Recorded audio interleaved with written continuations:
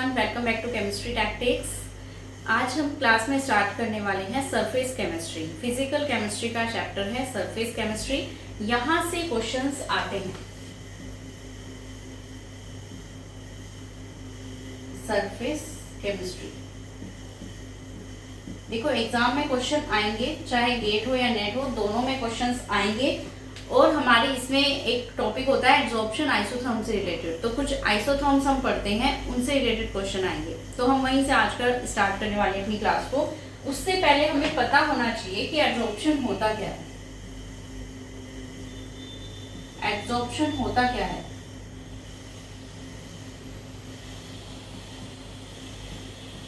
देखो, एब्जॉर्प्शन को समझने से पहले हमें देखना होगा सोर्प्शन। ये जो एड वर्ड लगा है ना हमारा, ये एब भी हो सकता था, यहाँ पर एब्जॉर्प्शन भी हो सकता था। तो मेन चीज हो रही है यहाँ पर सोर्प्शन की बात। सोर्प्शन क्या होता है?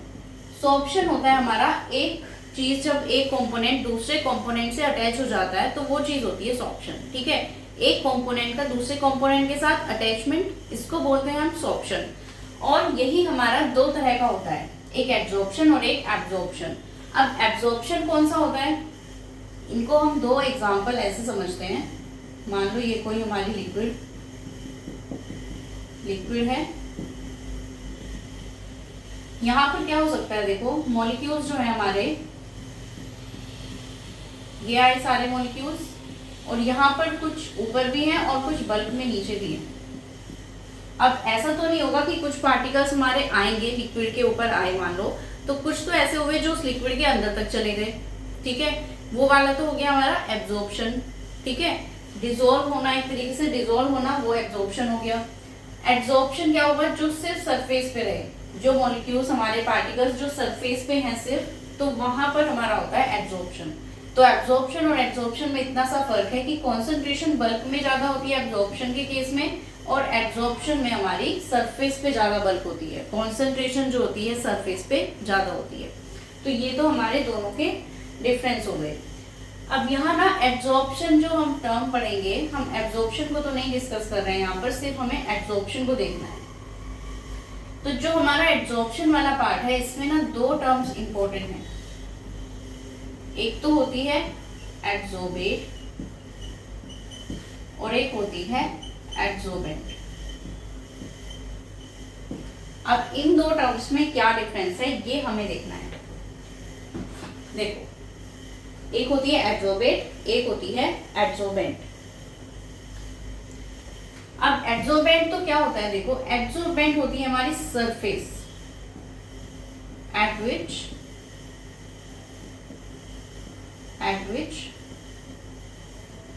मॉलिक्यूल्स अटैच्ड, मॉलिक्यूल्स कह लो, पार्टिकल कह लो, जो हमारे अटैच्ड होते हैं जिस सरफेस पे, वो तो होती है एब्जॉर्बेंट। या फिर हम ये कह सकते हैं surface at which molecules attached, that is absorption occurs. यानी कि जिस सरफेस पे हमारा एब्जॉर्प्शन होता है, वो होती है हमारी एब्जॉर्बेंट। ठीक है, कोई भी सरफेस है हमारी, मान लो सॉलिड भी हो सकती है एंड लिक्विड भी हो सकती है। जिस सरफेस पे हमारा एब्जॉर्प्शन हो रहा है, जहाँ पे पार्टिकल्स आकर अटैच हो रहे हैं, सरफेस पे लेयर फॉर्म कर रहे हैं, वो वाली जो सरफेस हम उसको बोल रहे हैं एब्जॉर्बेंट। और एब्जॉर्बेट क्या होगा, एब्जॉर्बेट तो वही मॉलिक्यूल्स हो जाएंगे जो आगे अटैच हो रहे हैं एब्जॉर्बेंट पे, molecules that attached on absorbent, molecules that attached on adsorbent। ठीक है, ये वाले हमारे सॉलिड, लिक्विड, गैस कोई भी हो सकते हैं, सॉलिड, लिक्विड और गैस। अब देखो यहाँ पे जो एब्जॉर्बेंट है वो सॉलिड या लिक्विड में से ही कोई होगा, क्योंकि गैस के ऊपर तो मॉलिक्यूल एब्जॉर्ब होना मुश्किल है, गैस तो हमें दिखाई नहीं देगी। गैस के ऊपर हमारे मॉलिक्यूल्स अटैच हो जाए, ऐसा पॉसिबल भी नहीं होता है। ठीक है, तो यहाँ क्या होता है कि हमारे एब्जॉर्बेंट सिर्फ सॉलिड और लिक्विड होते हैं, जबकि एब्जॉर्बेट होते हैं हमारे जो हमारे सॉलिड, लिक्विड या गैस भी हो सकते हैं, गैस के पार्टिकल्स भी एब्जॉर्ब हो सकते हैं।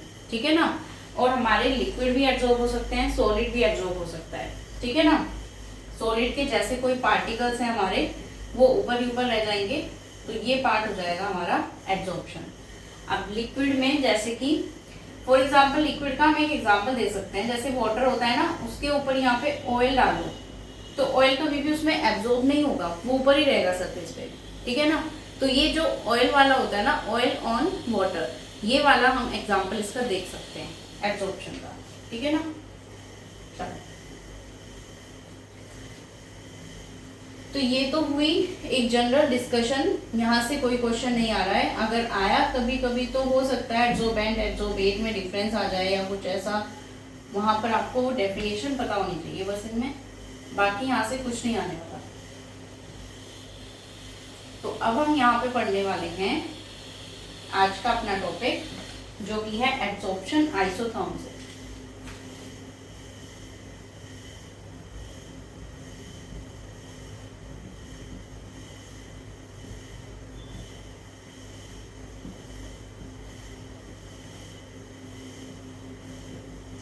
एब्जॉर्प्शन आइसोथर्म क्या होती है? एब्जॉर्प्शन आइसोथर्म, इसके लिए पहले आपको देखो, एब्जॉर्प्शन तो आप समझ गए, आइसोथर्म वर्ड पता होना चाहिए। आइसो मतलब सेम, थर्मो मतलब टेम्परेचर, यानी कि जब हमारा टेम्परेचर सेम रहने वाला है, no change in temperature, same temperature means when temperature is constant, when temperature is constant, or we can say no change in temperature, कोई चेंज नहीं हो रहा है टेम्परेचर में, सेम टेम्परेचर है। जब ऐसा होगा तब हम उस चीज को कहते हैं आइसोथर्म, ठीक है। तो ये होती है हमारी आइसोथर्म। तो होता क्या है देखो, आइसोथर्म में हमारा ना यहाँ पर ग्राफ प्लॉट होता है, एब्जॉर्प्शन वर्सेस कॉन्सेंट्रेशन। हमें ये देखना होता है एब्जॉर्प्शन आइसोथर्म में कि कितना एब्जॉर्प्शन हो रहा है और उसके साथ साथ कितना कॉन्सेंट्रेशन में चेंज होता जा रहा है, ठीक है। चेंज ऑफ कॉन्सेंट्रेशन और एब्जॉर्प्शन, ये होता है हमारा इसका ग्राफ। तो यहाँ पे जब इसके हम ग्राफ प्लॉट करते हैं तो इसमें क्या आता है देखो, एब्जॉर्प्शन आइसोथर्म में जो हमारे यहाँ पर एक्सटेंट ऑफ एब्जॉर्प्शन है उसको हम मान लेते हैं थीटा, ठीक है। इस चैप्टर में हम यही मानेंगे, जो एब्जॉर्प्शन है, जितना एब्जॉर्प्शन हो रहा है, इसको आप एक्सटेंट ऑफ एब्जॉर्प्शन बोल सकते हो, एक्सटेंट ऑफ एब्जॉर्प्शन, ठीक है। थीटा वर्सेस कॉन्सेंट्रेशन किसकी, गैस की बात हो रही है यहाँ पर, ठीक है, गैस की बात करेंगे हम। तो गैस को किस टर्म्स में रिप्रेजेंट करते हैं हम, प्रेशर की टर्म्स में मेजर करते हैं उसका कॉन्सेंट्रेशन को। कॉन्सेंट्रेशन किसकी होती है, हमारे लिक्विड की कॉन्सेंट्रेशन होती है ना, लेकिन हम किसकी कर रहे हैं यहाँ पर, गैस की कर रहे हैं। तो गैस की कॉन्सेंट्रेशन तो प्रेशर की टर्म्स में होगी, ठीक है ना, तो उसकी कॉन्सेंट्रेशन को हम पी से रिप्रेजेंट करेंगे। तो यहाँ पर थीटा वर्सेस पी ग्राफ होता है हमारे एब्जॉर्प्शन आइसोथर्म का, ठीक है ना। तो होता क्या है यहाँ पर, तो इसमें क्या होता है देखो, यहाँ पर थीटा वर्सेस पी एक ग्राफ प्लॉट करते हैं। तो होता क्या है, हमारे प्रेशर जैसे जैसे हम बढ़ाते हैं ना, हमारा एक्सटेंट ऑफ एब्जॉर्प्शन भी बढ़ता रहता है। जैसे जैसे हम पी की वैल्यू बढ़ा रहे हैं, हमारा थीटा बढ़ता जा रहा है, ठीक है। जितना प्रेशर बढ़ाओगे आप, कॉन्सेंट्रेशन जितनी ज्यादा करोगे, उतना ही ज्यादा एब्जॉर्प्शन होगा। लेकिन एक पॉइंट ऐसा आएगा जब एब्जॉर्प्शन रुक जाएगा। अब चाहे कितना भी प्रेशर हो जाए, अब ये चीज हो चुकी है कांस्टेंट। तो यही हमारी एब्जॉर्प्शन आइसोथर्म का एक वो होता है, मतलब मेन प्रिंसिपल कह लो। तो ये हमारे एक एब्जॉर्प्शन आइसोथर्म में मेन चीज यही होती है कि वहां पर एक कांस्टेंट पार्ट आ जाएगा, इसके बाद यहाँ पर कोई एब्जॉर्प्शन नहीं होगा, ठीक है ना। ये क्यों हुआ है, क्योंकि जो आपकी ये सरफेस है, इस पे जब सारे मॉलिक्यूल्स आ चुके हैं, अब इसके बाद तो यहाँ पर कोई जगह ही नहीं बची है, यहाँ कहाँ एब्जॉर्प्शन होगा। एक लेयर तो पूरी फॉर्म हो चुकी है ना, अब यहाँ जगह ही नहीं बची है। अब या तो ऐसा हो सकता है कि इसके ऊपर एब्जॉर्प्शन हो, लेकिन हर केस में मल्टी लेयर फॉर्म हो, ऐसा भी पॉसिबल नहीं है। हम सिर्फ एक ही लेयर को करेंगे। मल्टी लेयर के लिए दूसरी आइसोथर्म्स होती हैं, मेनली तो हमें सिर्फ बेट आइसोथर्म ऐसी होती है जो मेन हमारी मल्टी लेयर के लिए होती है, वो अभी हम आगे पढ़ेंगे। लेकिन बाकी में हमें सिर्फ एक लेयर की बात करनी है। तो अगर हम एक लेयर की बात कर रहे हैं तो ऐसा पॉइंट यहाँ तक मान लो आ गया, इस पॉइंट के बाद वो कांस्टेंट हो चुका है, अब कोई एब्जॉर्प्शन नहीं हो रहा है, यानी एक लेयर पूरी फॉर्म हो चुकी है। ठीक है ना, तो ये हुई हमारी एब्जॉर्प्शन आइसोथर्म की बात। अब इसी में ना एब्जॉर्प्शन आइसोबार भी होता है। अब ना यहाँ पर एब्जॉर्प्शन आइसोबार भी होता है।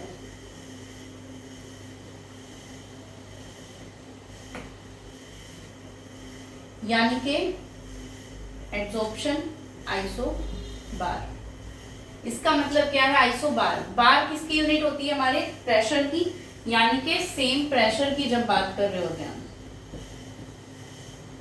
यानी कि जब हमारा प्रेशर कांस्टेंट हो जाए या फिर नो चेंज इन प्रेशर, जब प्रेशर में कोई चेंज ना हो, तब क्या होता है? हमारा एब्जॉर्प्शन आइसोबार होती है।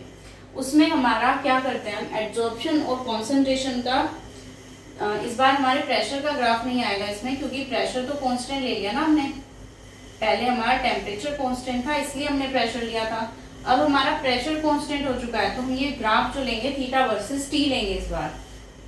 ठीक है, थीटा वर्सेस टी, यानी कि अब टेम्परेचर तो हमारा कांस्टेंट नहीं है, टेम्परेचर कुछ भी हो सकता है, तो अब हम टेम्परेचर को क्या रखेंगे? कुछ भी रखेंगे। जो हमारा टेम्परेचर होता है ना, वो इनवर्सली प्रोपोर्शनल होता है थीटा के। ठीक है, थीटा के इनवर्सली प्रोपोर्शनल होता है, मतलब जितना टेम्परेचर आप बढ़ाते हो उतना ही एब्जॉर्प्शन डिक्रीज होता है। जितना टेम्परेचर बढ़ाते हो एब्जॉर्प्शन उतना ही डिक्रीज होता रहता है। ये चीज ध्यान रखना है, यहाँ पर ये पॉइंट ध्यान रखना। तो अगर टेम्परेचर हमारा जितना आप बढ़ाओगे थीटा उतना ही डिक्रीज होता रहेगा, तो इसका जो ग्राफ आएगा वो नेगेटिव आएगा, ये वाला नेगेटिव स्लोप आएगा। ठीक है, टेम्परेचर को आपने जितना बढ़ाया इधर से थीटा घटता जा रहा है, टेम्परेचर बढ़ता जा रहा है इस साइड, ये घटता जा रहा है। ठीक है, तो ये चीज हो गई। एक चीज होती है आपकी आइसोस्टेयर एब्जॉर्प्शन, एब्जॉर्प्शन आइसोस्टेयर, आइसोस्टेयर इसका मतलब है जब हमारा एब्जॉर्प्शन कांस्टेंट हो जाए।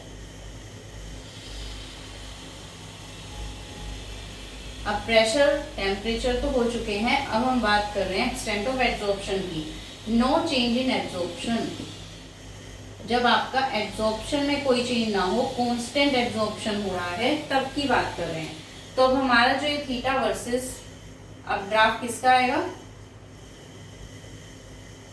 थीटा वर्सेस टी जो अभी आया था, अब यहाँ पर ग्राफ हो जाएगा टी वर्सेस पी। थीटा तो कांस्टेंट हो गया, तो टी वर्सेस पी ग्राफ आएगा। तो T versus P at constant theta को बोलते हैं। तो जब टेम्परेचर बढ़ता है, जब टेम्परेचर बढ़ता है, टेम्परेचर इंक्रीजेस, तो थीटा डिक्रीजेस। ये चीज यहाँ से देख ली थी हमने अभी, जब टेम्परेचर बढ़ता है तो थीटा कम हो जाता है, ये हमने अभी देखा था। ठीक है, जब हम प्रेशर बढ़ाते हैं, व्हेन प्रेशर इंक्रीजेस, जब प्रेशर बढ़ाओगे तब थीटा क्या होगा? इंक्रीज करेगा, प्रेशर से इंक्रीज करता है। ठीक है, ये दोनों चीज ध्यान रखना, टी इंक्रीज होगा तो थीटा डिक्रीज होगा, और प्रेशर बढ़ेगा तो थीटा बढ़ेगा। अब इन दोनों का ही इफेक्ट ये होता है एक साथ, अगर हम देखें तो टेम्परेचर एंड प्रेशर इंक्रीज हो रहे हैं। कुल मिलाकर अगर हम देखें तो ये हम देख सकते हैं कि एक साथ जो है टेम्परेचर और प्रेशर दोनों ही बढ़ेंगे। तो टेम्परेचर और प्रेशर का अगर हम ग्राफ देखें तो वो कुछ इस टाइप से जाएगा, यहां से नहीं जाएगा, किसी ऐसे पार्ट से जाएगा। ठीक है, जीरो तो नहीं होगा, स्टार्टिंग में कुछ ना कुछ तो रहेगा, इनिशियली तो कोई कॉन्सेंट्रेशन होगी ना, तो इसलिए जीरो नहीं किया इसको हमने, तो ये आएगा यहाँ पर ऐसे। ठीक है ना, देखो ये वाला पार्ट इतना इम्पोर्टेंट नहीं था, ये सब आपको सिर्फ ये बताया गया है कि आइसोस्टेयर क्या होता है, एब्जॉर्प्शन आइसोथर्म क्या होता है, एब्जॉर्प्शन आपका आइसोबार क्या होता है। अभी हम जो करने वाले हैं वो इम्पोर्टेंट है।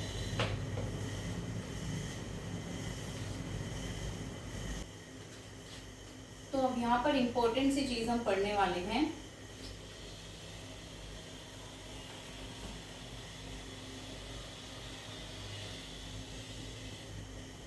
Freundlich absorption isotherm.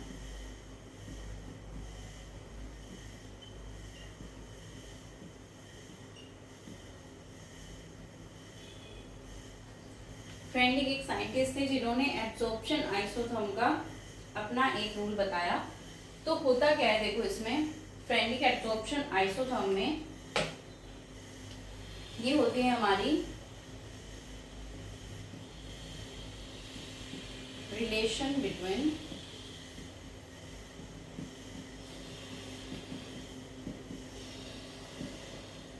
Extent of absorption versus pressure. ठीक है, ये होती है हमारी इसमें relation between extent of absorption versus pressure. इसी को हम बोलते हैं फ्रेंडलिक थ्योरी ऑफ एब्जॉर्प्शन या फ्रेंडलिक एब्जॉर्प्शन आइसोथर्म। ठीक है, तो यहाँ पे इसका फॉर्मूला क्या होता है देखो, थीटा हमारा एक्सटेंट ऑफ एब्जॉर्प्शन था, यहाँ पर हो जाएगा x अपॉन m। अब ये x अपॉन m क्या चीज है देखो, क्वांटिटी जो हमारी एब्जॉर्बेट की है, जो एब्जॉर्ब हो रही है हमारे एब्जॉर्बेंट पे, देखो ये होती है जो हमारा एक्सटेंट ऑफ एब्जॉर्प्शन होता है। वो होता क्या है extent of absorption? Quantity absorbed, quantity absorb, किसकी quantity? Quantity of absorbate, quantity of absorbate that is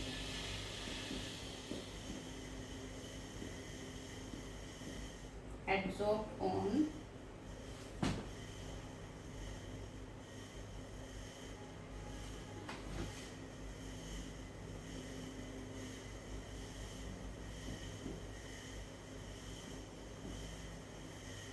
पर यूनिट मास ऑफ एब्जॉर्बेंट,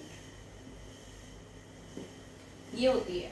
तो एक्सटेंट ऑफ एब्जॉर्प्शन हमारा होता क्या है वैसे? Quantity of absorbate that is absorbed पर यूनिट मास ऑफ एब्जॉर्बेंट। मतलब जो हमारा एब्जॉर्बेंट है ना, उसके कुछ हिस्से पे कितना हमारा एब्जॉर्बेंट जो है वो एब्जॉर्ब हो रहा है, कितने मॉलिक्यूल्स, कितना पार्ट जो है हमारा एब्जॉर्बेट की कितनी क्वांटिटी जो है वो एब्जॉर्ब हो रही है, उस चीज को हम बोलते हैं एक्सटेंट ऑफ एब्जॉर्प्शन। अब एब्जॉर्प्शन तो हुआ है, पूरी लेयर बना दी थी हमने अभी, ठीक है, पूरी उस पे बन गई थी, लेकिन एक पर्टिकुलर मास पे, पर यूनिट मास पे कितना एब्जॉर्ब हुआ है उसको निकालने का मेथड होता है एक्सटेंट ऑफ एब्जॉर्प्शन। तो एक्सटेंट ऑफ एब्जॉर्प्शन हमारा इक्वल टू होता है x अपॉन m। x यहाँ पर क्वांटिटी है किसकी? एब्जॉर्बेट की, और m जो है यहाँ पर यूनिट मास ऑफ एब्जॉर्बेंट है। ठीक है, तो ये होता है हमारा एब्जॉर्बेंट का मास और ये होती है हमारी क्वांटिटी एब्जॉर्बेट की। ये वाला जो हमारा पार्ट होता है एक्सटेंट ऑफ एब्जॉर्प्शन थीटा या x अपॉन m, वो इज इक्वल टू होता है kp की पावर 1 अपॉन n, ये होता है। ठीक है,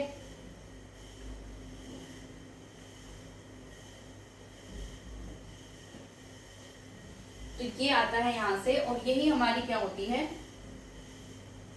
फ्रेंडलिक एब्जॉर्प्शन आइसोथर्म। ठीक है, यहाँ पर जो ये n होता है, k तो यहाँ पर कांस्टेंट है हमारा एक, क्योंकि देखो ये हमारा ना डायरेक्टली प्रोपोर्शनल आया था, इसकी पावर ऐसे ये वाला आया था, तो प्रोपोर्शनैलिटी कांस्टेंट हट के आ जाता है हमारा k, और यहाँ पर जो हमारा n है वो हमेशा 1 से ग्रेटर होना चाहिए। ठीक है, तो मेन चीज आपकी ये है कि आपको क्या करना है कि एब्जॉर्प्शन आइसोथर्म में अगर फ्रेंडलिक का नाम आ गया तो आपको ये याद होना चाहिए, बस आपको ये लाइन याद होना चाहिए, इसकी और थ्योरी और कुछ बड़ा आपको इतना करना नहीं है, सिर्फ आपको ये पता होना चाहिए कि क्या होती है वैल्यू, इक्वेशन क्या होती है हमारी। तो यहाँ पर इक्वेशन ये वाली होती है, x अपॉन m जो है डायरेक्टली प्रोपोर्शनल होता है इस तरीके से, और फिर ये आ जाता है हमारा इक्वल टू k। ठीक है, अब हम यहाँ क्या करने वाले हैं? केस देखने वाले हैं कुछ। केस फर्स्ट देखो, जब हमारा n जो है इक्वल टू 1 हो जाएगा, n की वैल्यू मान लो 1 के इक्वल होगी, ये वाला जो n है, तब हमारा थीटा या फिर x अपॉन m किसके इक्वल हो जाएगा? k p, इसकी पावर 1 हो जाएगी।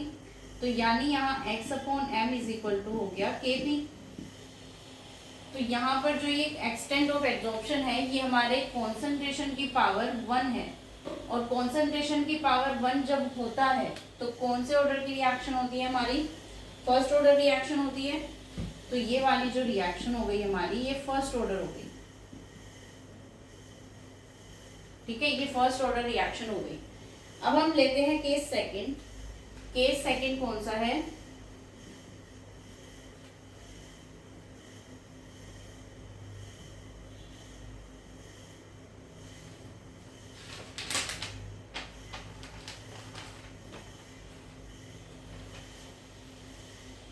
केस सेकंड जब हमारा n जो है वो 1/2 हो, जब हमारे n की वैल्यू 1/2 हो जाए तब हमारा थीटा क्या हो जाएगा, यहाँ से के पी 1 अपॉन एन की पावर 1/2 हो जाएगी, और ये हमारा 2 ऊपर चला जाएगा तो के पी स्क्वायर हो जाएगा। जब हमारा कॉन्सेंट्रेशन की पावर 2 हो गई तो ये कौन सी इक्वेशन हो जाएगी, कौन से ऑर्डर की, सेकेंड ऑर्डर इक्वेशन हो गई, ठीक है। यहाँ से केस आ गया। तो अब हम ना इनमें ग्राफ भी देख लेते हैं कि ग्राफ कैसे प्लॉट होंगे। तो जो हमारा फर्स्ट ऑर्डर का ग्राफ होता है वो कैसे होता है, अगर हम थीटा वर्सेस पी यहाँ ग्राफ प्लॉट करें तो क्या डायरेक्ट ऐसे नहीं बनेगा, क्योंकि फर्स्ट ऑर्डर का ग्राफ ऐसे ही बनता है हमारा कॉन्सेंट्रेशन की जो डायरेक्टली डिपेंड कर रहा है हमारी कॉन्सेंट्रेशन पे। जैसे जैसे कॉन्सेंट्रेशन बढ़ेगी हमारे एक्सटेंट ऑफ एब्जॉर्प्शन भी बढ़ेगा, और ये बात हमने पीछे भी देखी थी, प्रेशर है ना ये, तो प्रेशर जैसे जैसे इंक्रीज होता है हमारे एक्सटेंट ऑफ एब्जॉर्प्शन की वैल्यू इंक्रीज होती है। तो यहाँ से तो सीधा ये वाला ग्राफ आ गया। अब दूसरे वाले केस में क्या करेंगे हम, के पी स्क्वायर, ये हमारा किस टाइप का ग्राफ हो गया, देखो अगर हम theta versus P graph plot करें तो ये थीटा वाई मान लो इसको, और ये मान लो एक्स, पी को मान लो एक्स, तो ये एक्स स्क्वायर, तो y equal to x square term का हो गया। और ये कौन से वाला ग्राफ होता है हमारा, हाइपरबोलिक कर्व होता है। तो इसमें कर्व कैसे बनेगा, देखो इसको मैं तो ऐसे ही याद रखती हूँ कि x square is equal to y, तो जो हमारा स्क्वायर है पहले मैं वो वाली चीज लिखती हूँ, बाद में वाई लिखती हूँ, और जो बाद में आता है ना उसकी तरफ ओपन हो जाता है ये ऐसे। तो ये कुछ इस टाइप से ग्राफ बन जाएगा, ठीक है ना, इस तरीके से होता है। तो x square is equal to y, इसका ग्राफ जो है इस टाइप का आता है। अब इसका एक और केस ले लेते हैं, केस थर्ड है। तो n हमेशा ना ज्यादा होना चाहिए, देखो n जो है 1 से ग्रेटर हमने शुरू में लिख दिया था, तो ये 1 के इक्वल नहीं हो सकता, 1 से ग्रेटर ही होना चाहिए, इक्वल भी नहीं कहा है। तो हमने यहाँ पर केस लेके देखे हैं, अगर ये लेंगे तो फर्स्ट ऑर्डर आएगा, और अगर 1/2 ले ले हम तो ये तो हमारा 1 से लेस हो गया 0.5, तो ये सेकेंड ऑर्डर आएगा। तो इन दोनों का ही ग्राफ ये वाला आता नहीं है। तो हमारा एक थर्ड केस होता है इसमें, third case,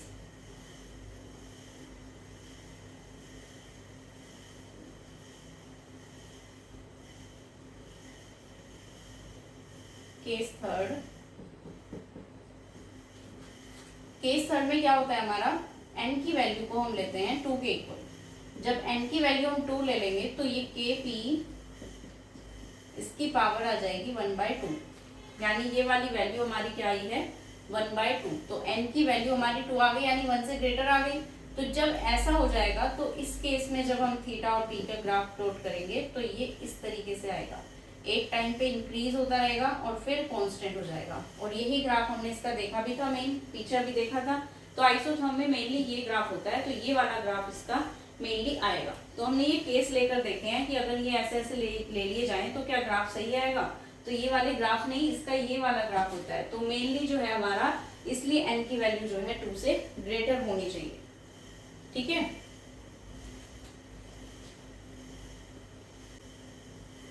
n is greater than 1 कह लो, या फिर 1 upon n is less than 1 कह लो, एक ही बात होगी। अगर 1 upon n पूरी टर्म 1 से लेस होगी, क्योंकि 0.5 आया ना, तो 1 से लेस आया तो 1 से लेस होगी तो भी। और अगर n सिर्फ n की वैल्यू नीचे का, अगर ये डिनोमिनेटर हमारा बड़ा हो जाएगा तो भी हमारी ये वाली वैल्यू आएगी, राइट। तो इसी इक्वेशन को कहीं कहीं पर ना ये भी लिख सकते हैं हम, x upon m is equal to k p और इसकी पावर n, पर फिर यहाँ पर जो n है वो 1 से लेस होना चाहिए, ठीक है।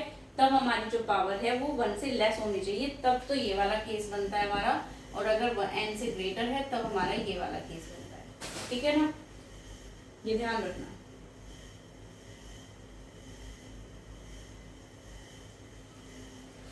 अब हम यहाँ पे क्या करने वाले हैं, देखो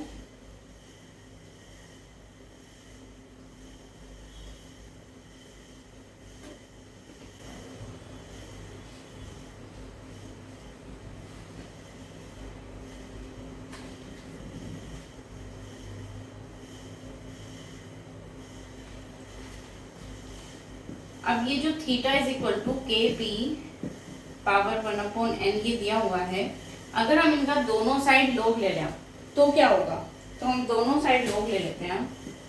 तो log theta is equal to log k plus log p to the power 1/n, log theta is equal to log k, power आगे आ जाएंगी log में 1/n log p, तो ये बन जाता है हमारा एक इसका एक और फॉर्म। जब log की फॉर्म में आएगा ये, तो ये फॉर्म भी इसकी बन सकती है। ठीक है, अब हम क्या कर सकते हैं, देखो अगर हम इन दोनों के बीच ग्राफ प्लॉट करें, अब हम log theta versus log p अगर ग्राफ प्लॉट करते हैं तो क्या आता है। देखो अगर हम इसको मान लें कि ये वाली इक्वेशन हमारी y equal to M x plus c type की है, तो c तो इसमें ये हो गया इंटरसेप्ट, और m हमारा ये x हमारा ये है, तो m कितना हो गया 1/n, तो ये स्लोप हो गई। तो इसकी जो स्लोप है वो इस टाइप से आ जाएगी, पॉजिटिव स्लोप है 1/n और इंटरसेप्ट भी है कुछ ना कुछ, तो इसलिए यहाँ से ये स्टार्ट होगी log k। ठीक है, तो ये ग्राफ भी इसका एक बन सकता है। अब इस पूरी टर्म की जो वैल्यू है ना वो k पे डिपेंड करती है कि हमारा k क्या है। अगर हमारे k की वैल्यू 1 हो जाए, k की वैल्यू अगर 1 हो जाए तो ये पूरी टर्म log 1 0 हो जाएगी, तब तो हमारा कोई इंटरसेप्ट नहीं रह जाएगा ना, तब हमारा ग्राफ क्या यहाँ से स्टार्ट होगा, तब तो हमारा फिर यहाँ से होना चाहिए। तो अब हम यहाँ पर यही केस लेने वाले हैं, तो हम पहला केस ले लेते हैं, केस फर्स्ट, जब हमारा k इक्वल टू 1 हो, उस केस में हमारी जो इंटरसेप्ट है वो 0 हो जाएगी। अगर इंटरसेप्ट 0 हो जाती है तो यहाँ पर जो हम ग्राफ प्लॉट करते हैं तो वो डायरेक्टली यहाँ से आता है। ठीक है ना, ये तो हमारा ये वाला हो गया जब k इक्वल टू 1 हो जाएगा। अब मान लो k हमारा ग्रेटर देन 1 हो जाए, केस सेकंड, जब हमारा k जो है greater than 1, if k is greater than 1 अगर हो जाए तब क्या होगा।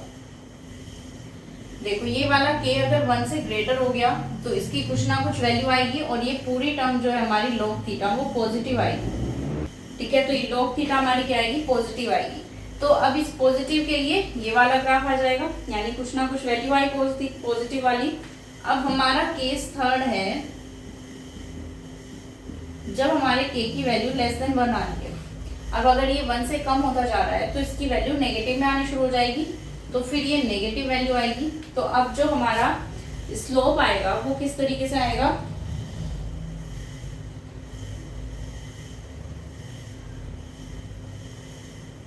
तो अब जो इंटरसेप्ट आएगा हमारा log k, अगर ये k की वैल्यू नेगेटिव आ गई तो अब हमारा जो ये log k आएगा, ये log k है, यहाँ पर log k पॉजिटिव हो गया ना, यहाँ पर log k जो है वो नेगेटिव हो जाएगा। ठीक है, अब log k नेगेटिव होने का मतलब है ये चीज अगर नेगेटिव हो रही है दैट मीन्स यहाँ पर जो इंटरसेप्ट है, अब जो इंटरसेप्ट है वो नेगेटिव हो रहा है, और इंटरसेप्ट नेगेटिव होने का मतलब क्या होगा, theta versus log theta versus log p। Intercept negative होने का मतलब क्या है कि ये वाली जो टर्म है ना हमारी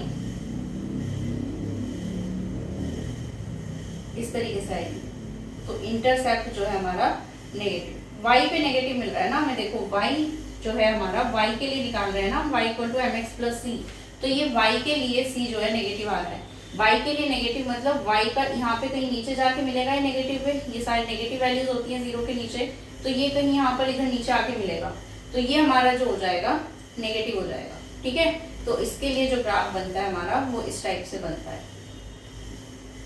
ठीक है, तो इसको अगर हम सिर्फ एक ही ग्राफ में प्लॉट करना चाहें तो हम कैसे कर सकते हैं, ये देखो।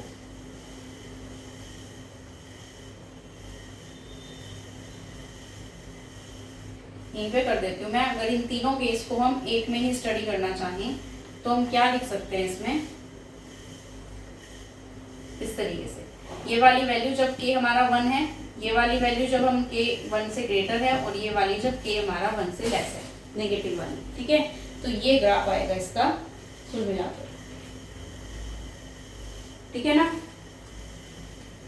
तो ये हुई है हमारी फ्रेंडली एब्जॉर्प्शन आइसोथर्म। इसमें हमें यहाँ पर वैल्यूज, कोई भी वैल्यूज आपको देंगे, आपको फॉर्मूला फॉर्मूले को पुट करके, फॉर्मूले में सारी वैल्यूज पुट करके आपको आंसर निकालना है, ठीक है।